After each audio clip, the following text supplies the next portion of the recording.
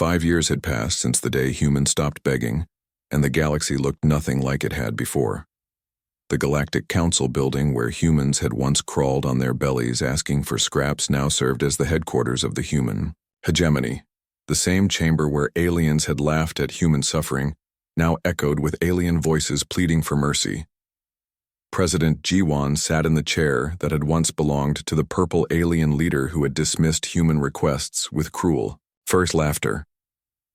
That creature now lived in a small apartment on a human-controlled world, grateful for the basic food and shelter that humans provided. The roles had reversed completely and permanently. The morning brought another group of alien ambassadors to Earth seeking audiences with human leaders. They came from species that had once treated humans like insects to be stepped on. Now they wore formal diplomatic clothing and spoke in respectful tones, hoping to avoid the fate that had befallen their former allies. Your Excellence, we come to request permission for our merchant ships to use the trade routes through human space. We understand that our previous policies toward humanity were misguided, and we wish to make amends for past mistakes. The alien speaker was from a race that looked like walking crystals with too many arms. They had once enslaved human children to work in their gem mines, forcing them to crawl through tunnels too small for adult bodies. Now they begged for the right to sell their crystals in human markets. Ji-won looked at the alien delegation with eyes that showed no warmth or forgiveness. He remembered every human child who had died in those crystal mines, every family that had been torn apart by alien greed. The scars of 3 centuries could not be healed with pretty words. Your species will pay reparations for every human life lost in your mines. You will provide detailed records of all human slaves you used and compensation to their families. Your trade ships will be searched and monitored, and any violation of our regulations will result in permanent banishment from human space. The crystal aliens nodded eagerly, accepting terms that would have seemed impossible just years before they had learned that arguing with humans was pointless and dangerous. The galaxy now operated by human rules, and those who did not like it could find somewhere else to live. Dr. Su-young had established the Department of Interspecies Relations with headquarters in the old Galactic Council building. Her job was to create new protocols for how aliens would interact with humans.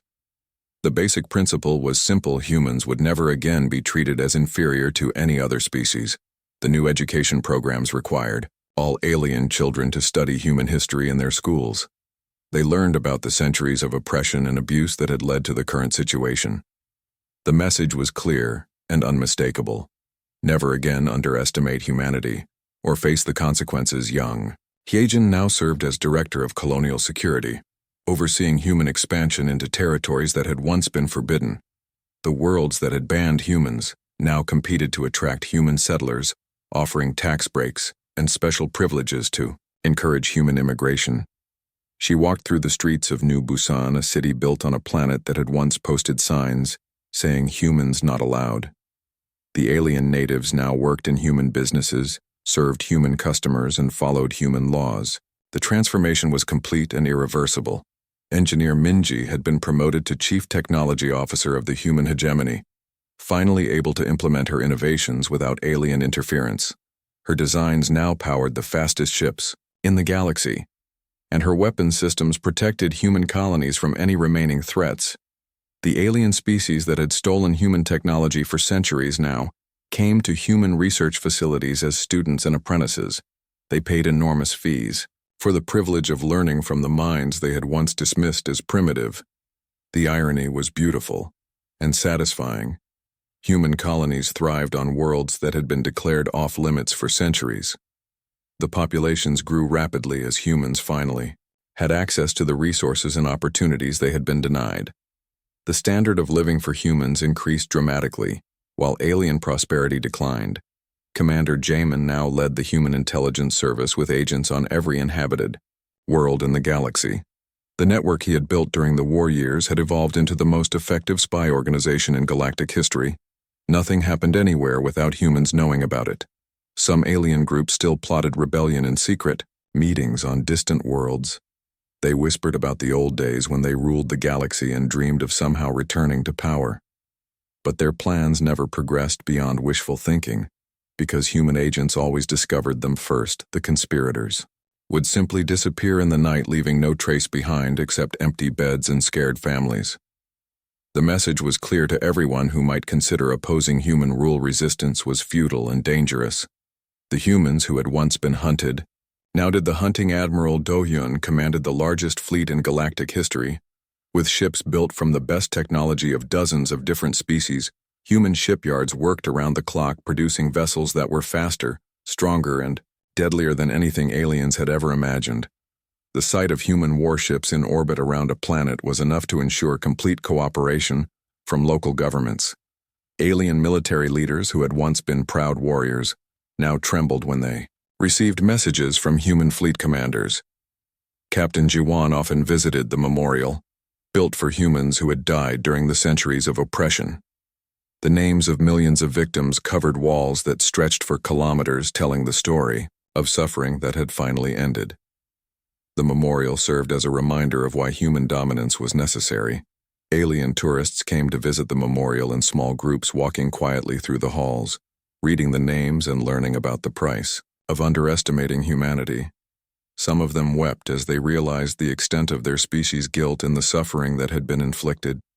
Human children grew up in a galaxy where their species was respected and feared. They learned about the old days when humans begged for mercy. But those stories seemed like ancient history. The new generation knew only strength and pride, and the knowledge that they belonged to the most powerful species in known space. The transformation was psychological, as well as political. Humans no longer looked down when aliens spoke to them, no longer apologized for existing, no longer accepted insults and abuse as normal. The confidence that came from strength radiated from every human face. When alien children heard the word human, they felt the same fear that human children had once felt when aliens approached.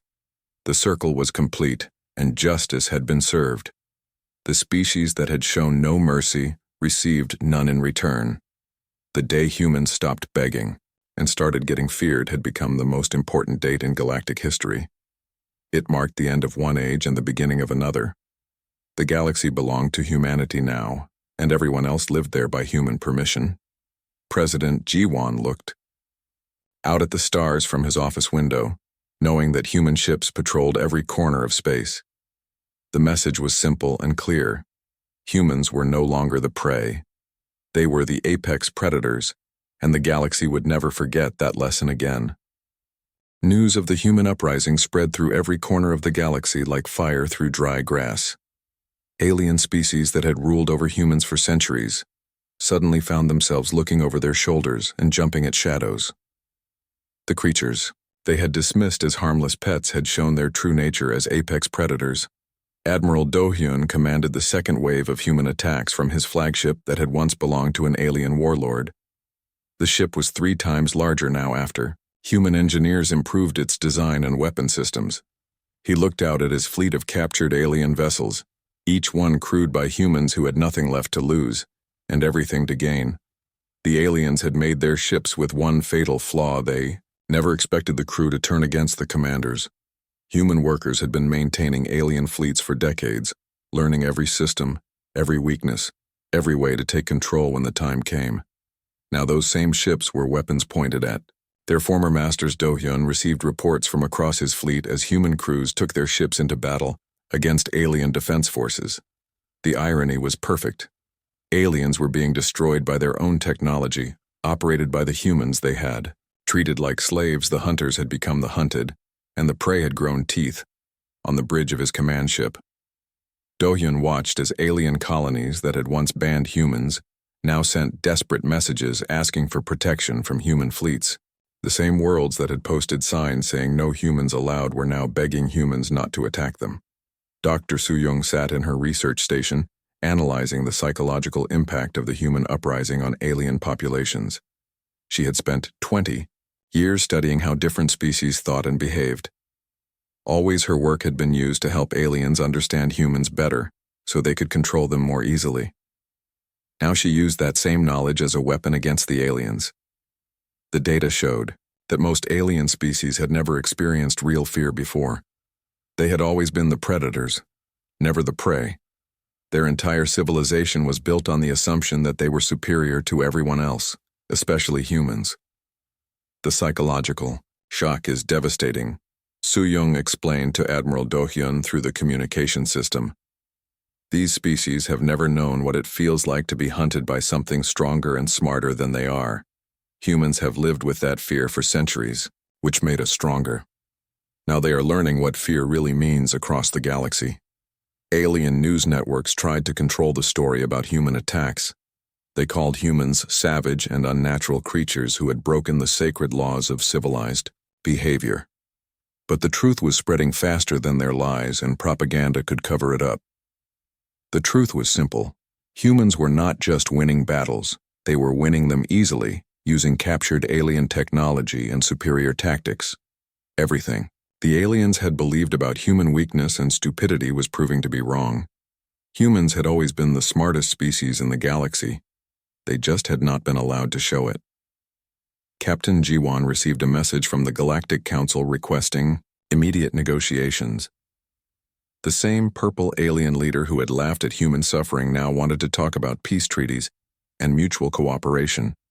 The tone of the message was very different from the arrogant dismissal humans had received for centuries. We are willing to discuss new arrangements for human integration into galactic society.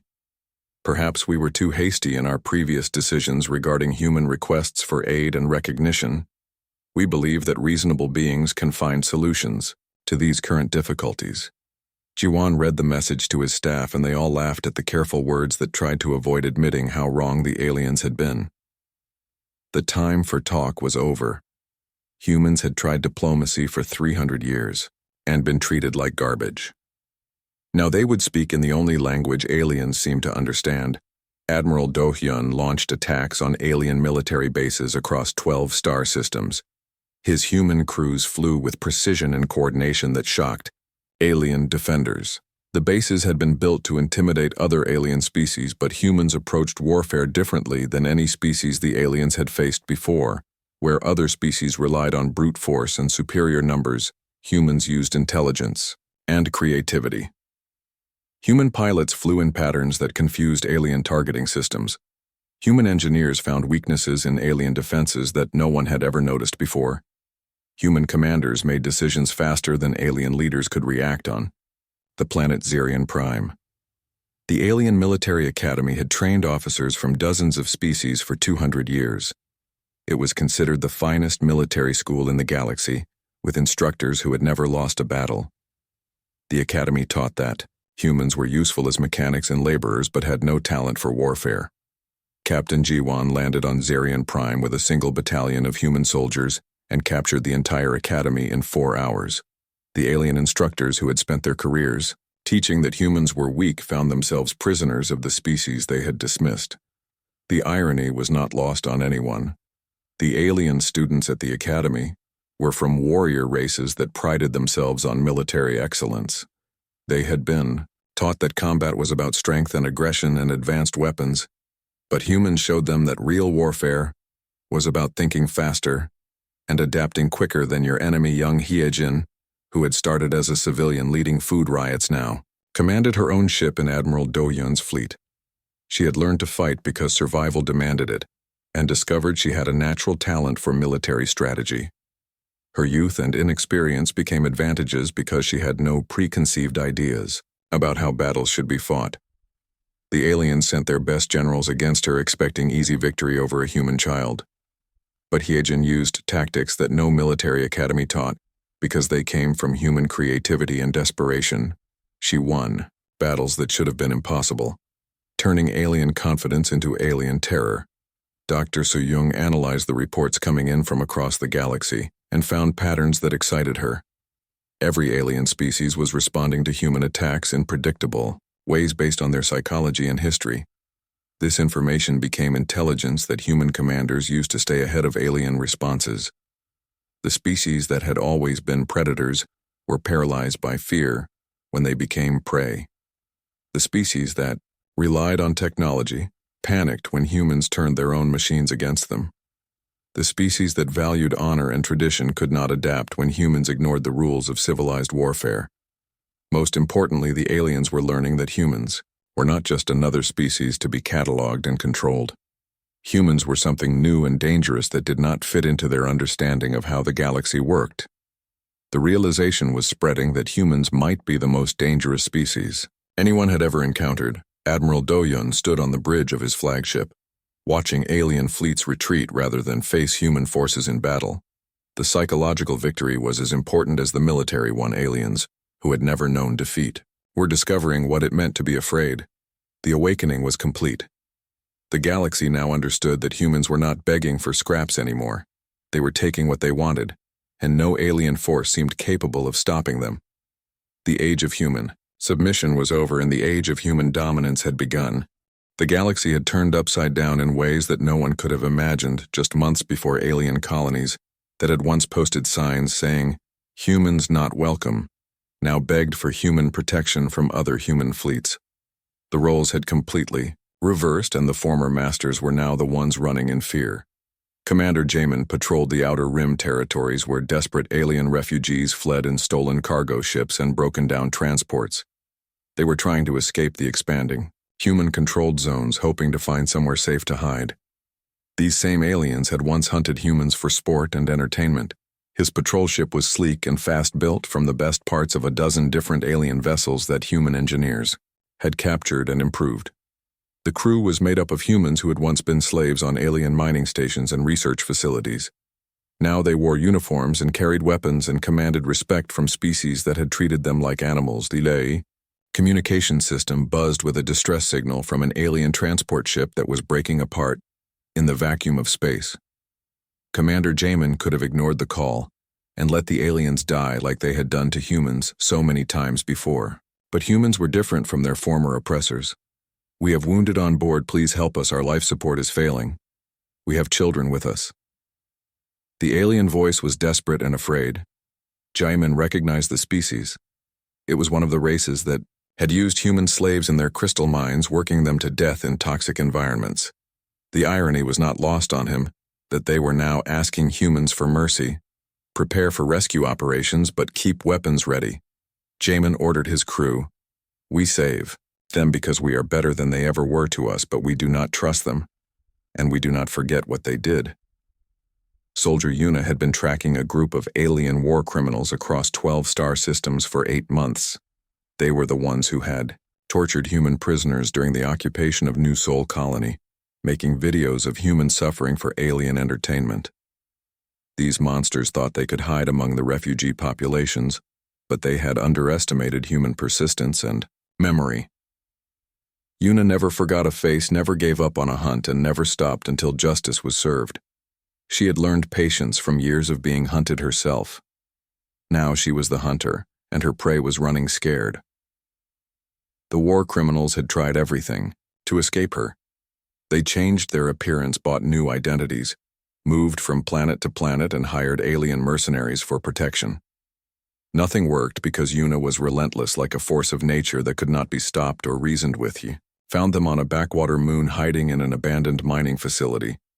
They thought they were safe because no human ships had been seen in that sector for months, but Yuna had been tracking them through financial records and communication intercepts, building a web that slowly closed around them. When she kicked down the door of their hideout, the aliens inside froze with terror. They recognized her face from the bounty notices that had been circulating through the criminal underground. The human, who never stopped hunting the human, who never showed mercy to those who had shown none. "Please, we can pay you anything you want. We have information about other war criminals. We can help you find them." The lead alien was a creature that looked like a giant insect with cutting blades for arms. It had personally tortured dozens of human children during the occupation, recording their screams for alien audiences who paid to watch human suffering. Yuna looked at it with cold eyes that showed no emotion. You had your chance to show mercy when you held human children in your claws. Now you learn what justice looks like when humans deliver it. The aliens made a terrible mistake when they decided to target human civilian populations in retaliation for their military defeats. They thought that by killing innocent humans they could break human morale and force a return to the old system of submission and begging. They bombed a medical station in the Centauri system, killing 3,000 human doctors, nurses, and patients who were treating refugees from the war. The attack was meant to show that aliens could still hurt humans and that resistance was useless. The aliens could not have been more wrong. Captain Jiwon received the news while meeting with alien ambassadors who had come to negotiate some kind of peace treaty. The aliens across the table watched his face change as he listened to the casualty reports. They began to sweat as they realized they had just witnessed something terrible. The ambassadors were from species that had always used terror and mass murder as tools of war. They thought humans would understand this language and respond with fear and submission like other species had done for centuries. But humans were not like other species. Jiwon stood up slowly from his chair. His voice was calm and quiet, but there was something in his tone that made the alien ambassadors want to run away and hide. They had never heard a human speak with such controlled fury before. You just declared war on every human in the galaxy. God help you, because we will not. The response was swift and terrible. Human fleets that had been holding back suddenly unleashed their full power on alien homeworlds. The restraint that humans had shown was gone, replaced by a cold determination to make the aliens pay for every human life they had taken. Engineer Minji had been working on new weapon systems that could turn alien cities into graveyards. She had developed viruses that attacked alien computer networks, atmospheric processors that made alien air toxic to breathe, and gravity bombs that could crush entire space stations. The aliens who had thought they were safe on their heavily defended homeworlds learned that no defense could stop human creativity and determination. Human ships appeared in their skies like angels of death, bringing justice for centuries of oppression and murder. Admiral Do Hyun coordinated the attacks from his command center, watching as alien military bases were destroyed and alien fleets scattered like leaves in a storm. The aliens who had once laughed at human weakness now fled in terror from human wrath. The most feared sight in the galaxy became a human warship dropping out of hyperspace. Alien children learned to hide when the sensors detected human energy signatures. Alien parents told stories about the monsters from Earth who came in the night to punish the wicked. Dr. Soo-young documented the psychological transformation of alien society as entire species developed trauma responses to human presence. The tables had completely turned, and the hunters had become the hunted. The galaxy would never be the same. Young Hyejin commanded a fleet of former alien vessels now, crewed by humans who had survived alien concentration camps. Her ships were painted with symbols that struck terror into alien hearts. The survivors had become the survivors, and their enemies had become the victims. The transformation was complete. Aliens who had once viewed humans as prey now knew what it felt like to be hunted by creatures that were faster, smarter, and more determined than anything they had ever faced. The age of alien dominance was over, and the age of human justice had begun. Captain Jiwon walked through the cold metal halls of the Galactic Council station. His boots made soft sounds on the smooth floor that stretched for miles in every direction. The walls were white and clean, but they felt like a prison to him. He had been coming to this place for 5 years now, always asking, always begging, always leaving with nothing. The other humans walking beside him looked tired and old. Elder Hyunwoo had gray hair and bent shoulders from bowing so much to the alien masters. His hands shook when he carried the data pads full of requests for help. Minji, the engineer, walked behind them. Her eyes were angry, but she kept quiet like all humans had learned to do. They entered the main chamber where the Galactic Council met. The room was huge, with a dome ceiling that showed stars from across the galaxy. Alien creatures sat on floating platforms high above the floor, where humans had to stand and look up at them like children asking parents for candy. The aliens were different shapes and sizes. Some looked like giant insects with many arms and legs. Others were like living rocks that glowed with strange colors. A few had tentacles that moved like snakes in water. All of them looked down at the humans with eyes that showed no care at all. Elder Hyunwoo stepped forward and bowed deep. His old back cracked as he bent down. The alien council leader was a creature with purple skin and 4 eyes. It spoke in a voice that sounded like metal scraping against stone. "We have come again to ask for medical supplies. The human colonies on Kepler 7 are sick. Many children are dying. We need the healing machines that you promised us last year." The purple alien made a sound that might have been laughing its tentacles, waved in the air as it spoke back in the common language that all species used. You humans always want something. You breed like insects and then cry when you cannot feed your young. Why should we waste our resources on a species that cannot control itself? Other aliens joined in making sounds that Jiwan knew were mockery and jokes about humans. One alien that looked like a giant spider clicked its mouth parts together in what passed for laughter among its kind. Another creature with gas fur, a body made whistling sounds that meant the same thing. Jiwan felt his hands close into fists. His heart beat faster and heat rose in his chest. He had been a soldier before becoming a diplomat. He knew how to fight and kill, but humans were not allowed to show anger in front of the council. It was against the rules they had agreed to 300 years ago. Please, we only ask for basic medical care. Our people are suffering, and we have nothing left to trade. The colonies have given everything they have. We just need help to save the children, Elder. Hyunwoo was begging now. His voice cracked with pain and shame. Jiwan watched the old man who had spent 40 years of his life crawling before these creatures, asking for scraps like a dog under a dinner table.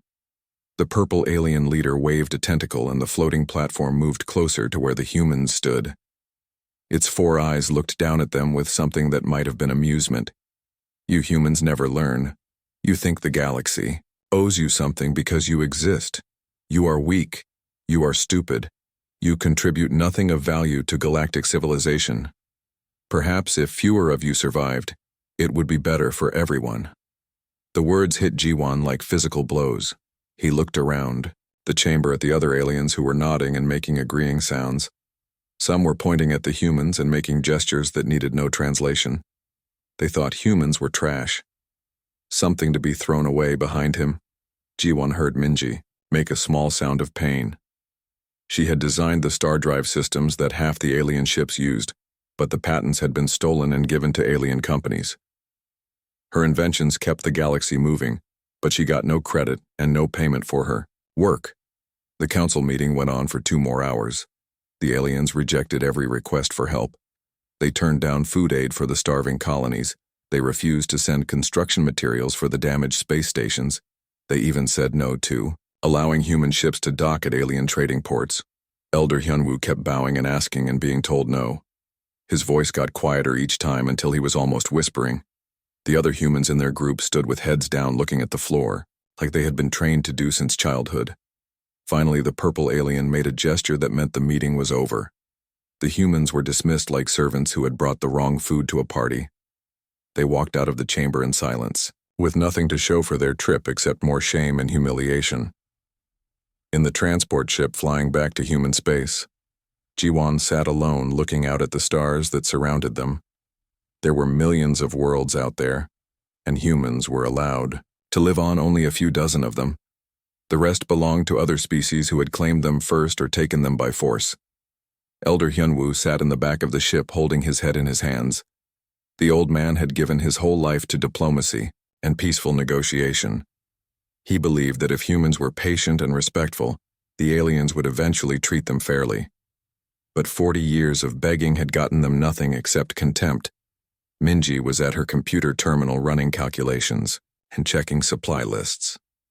Her fingers moved quickly over the keys as she worked on problems that the Alien Council had refused to help solve.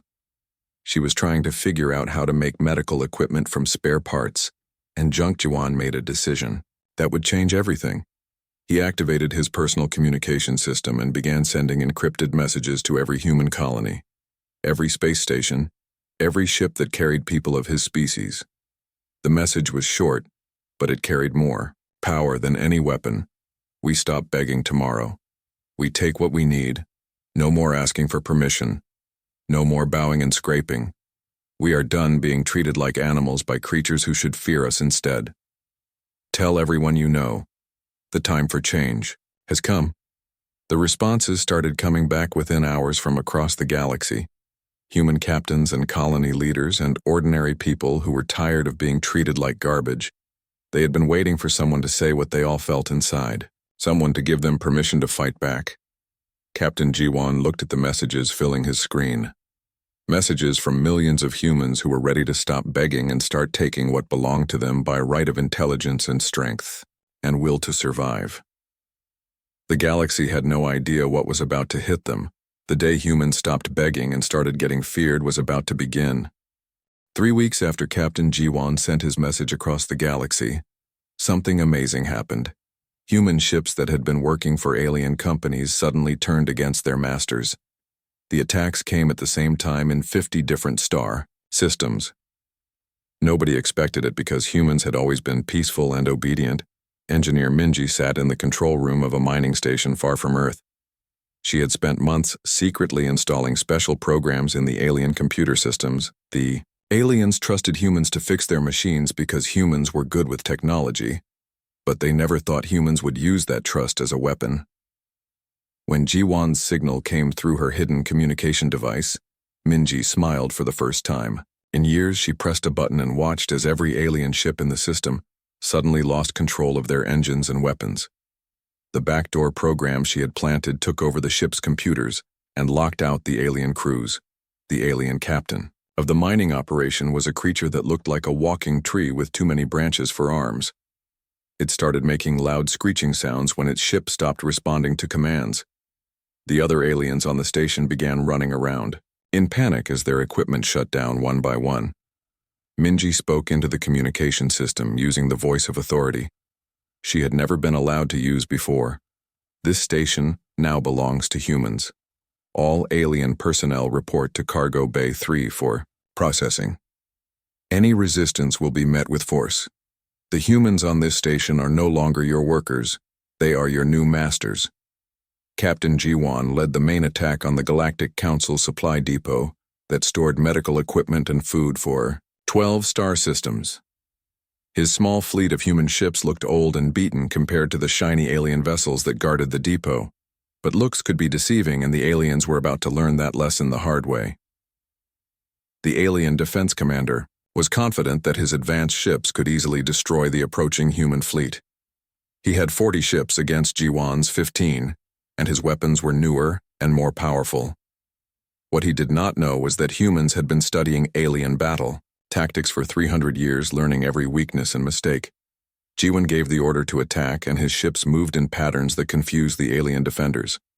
Instead of charging straight ahead like most species did in battle, the human ships split apart and came from different directions at the same time. They used the asteroids and space debris as cover, moving like hunters stalking prey. The first alien ship exploded before its crew realized they were in real danger. Jiwan's tactical planning was perfect, and his pilots flew their ships with skill that came from years of practice in secret.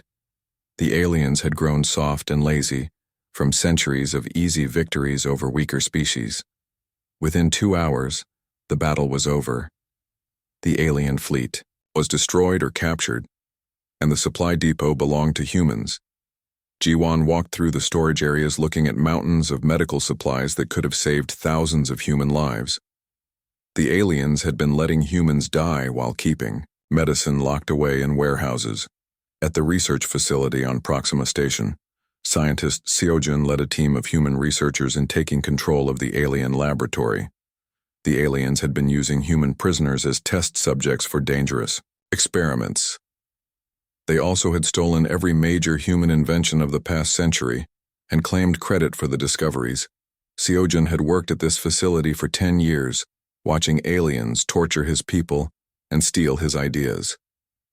He knew every security system and every weakness in the station's defenses. When the signal came, he was ready with a plan that would free the prisoners and recover the stolen technology. The alien scientist in charge was a creature that looked like a jellyfish made of metal. It floated in a tank of green liquid and spoke through electronic devices. When Seojun and his team burst into the main laboratory, the creature tried to activate security systems, but found that humans had already taken control. "You cannot do this. We have treaties and agreements. You humans signed contracts that prevent you from using violence against member species of the Galactic Council." Seojun looked at the tanks where human prisoners floated in chemical baths being used as living test subjects for alien medical experiments. His anger was cold and controlled as he spoke back to the jellyfish creature. Those treaties were signed by humans who were desperate and had no choice. We were starving and dying, and you took advantage of our weakness. But we are not weak anymore, and we do not need your permission to take back what you stole from us. The most surprising victory came when young Hyejin led a group of human civilians in capturing an alien food distribution center. She was only 20 years old and had never fired a weapon in her life, but she had grown up hungry because aliens always got the best food while humans ate scraps. The center was run by creatures that looked like giant ants with too many legs. They had been taking food that human farmers grew and giving it to alien colonies. While human children went to bed with empty stomachs, Hyejin had watched her little brother get sick from malnutrition while the ant creatures got fat on stolen human crops.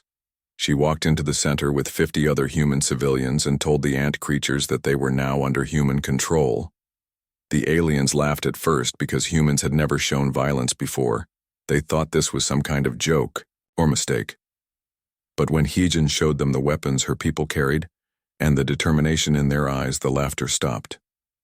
The ant creatures suddenly realized that the humans they had been starving were now armed and angry. The tables had turned, and the predators had become the prey across the galaxy. Similar scenes played out as humans took control of alien facilities, ships, and stations. The 300 years of oppression had taught humans everything they needed to know about alien weaknesses.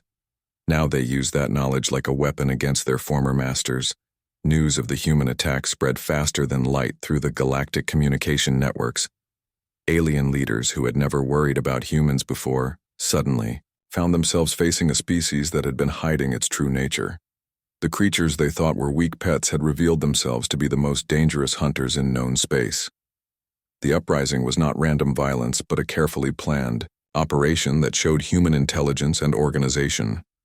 Every attack succeeded because humans had been preparing in secret for years. They knew alien technology better than the aliens did because humans had been forced to maintain and repair everything. Captain G1 received reports from across the galaxy as human teams captured alien facilities and freed human prisoners. The success was beyond his wildest dreams, but he knew this was only the beginning. The real war was about to start when the aliens recovered from their shock and began to fight back. The day humans stopped begging had arrived, and the galaxy would never underestimate them again.